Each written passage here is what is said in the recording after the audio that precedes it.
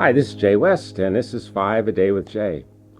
We're teaching on prayer points and just enjoying the subject of encountering God for a short podcast, 5-minute podcast, sharing and witnessing about prayer and answers to prayer. And we've been talking about words of knowledge. And yesterday I talked about how I was in Leavenworth, Kansas, and gave the desk clerk 6 different words of knowledge as I was checking out in 5 minutes time. Told her her age, how many grandchildren she had, just different things that God just impressed upon me in prayer. It's such a blessing. Another story that I really like, and it's in one of my books called Downloads from Heaven. I was doing a series of chapels at a school here in town called Concordia.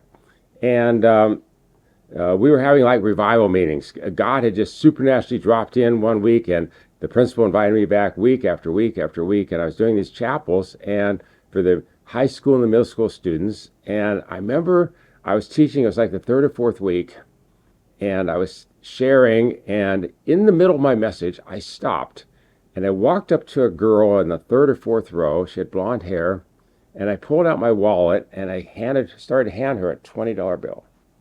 And she said, "What's this about?" And I said, "Well, honestly, I don't know. I just felt led to offer you $20. And a little tear came down her face like this. And she said, "You know, I knew you were coming back today, but I don't believe in God.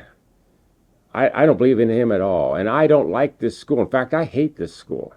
I hate the school, I hate the faculty, I hate the students, I hate the curriculum, I hate everything about this. But my parents put me in here because I was failing in Omaha public schools, but I really hate it and dislike it here.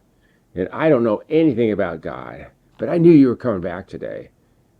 And so I said, "God, if you're real." And she said, "I kind of looked up to heaven. I don't know how to pray. But I asked him a question. I said, God, if you're real, have somebody give me $20 today." And right in the middle of my message, I think the rest of the student body and the faculty that we were watching thought maybe this was part of my message, pulling out a $20 bill, but it wasn't. It was a word of knowledge that God dropped in my spirit, information about this young lady that she needed to hear, because he was drawing her in to his kingdom, drawing her in to his life.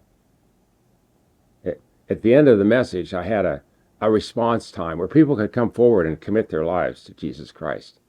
And she was the first one up there. And she came up and crying and dropping her knees and praying and acknowledging God as being real. 11th grade student who hated God, hated that school, probably hated her parents for putting her in there. And she definitely said, "I hate God and I hate you." That's what she said to me. She said, "She hates me." It doesn't bother me, because God used me to draw her into the kingdom.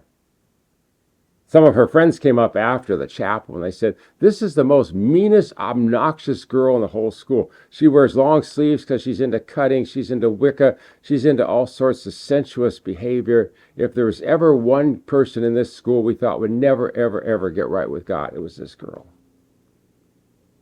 I always conclude this story by saying, it cost Jesus his life, but it only cost me $20. And it's a blessing. It was an encouragement. And God will speak to you if you'll listen to him. John 10:27 says, "My sheep hear my voice, they follow me, they know me."